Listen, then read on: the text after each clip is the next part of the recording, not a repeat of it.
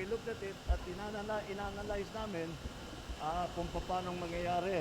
And nakita natin that the effect on the economy should be manageable.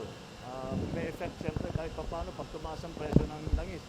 But even before our meeting, nag-announce na ng ceasefire, pati Amerika pumasok na rin, nag-announce sila ng ceasefire, yung presyo ng langis bumalik sa dati. Umakyat ng $79 per barrel, bumaba ulit. Pagkatapos na announce ang ceasefire, bumaba ulit ng 69 kung saan siya nanggaling. So far, there's no effect. There is no significant effect on the economy. Yun lamang, binabantayan natin ngayon, yung price gouging.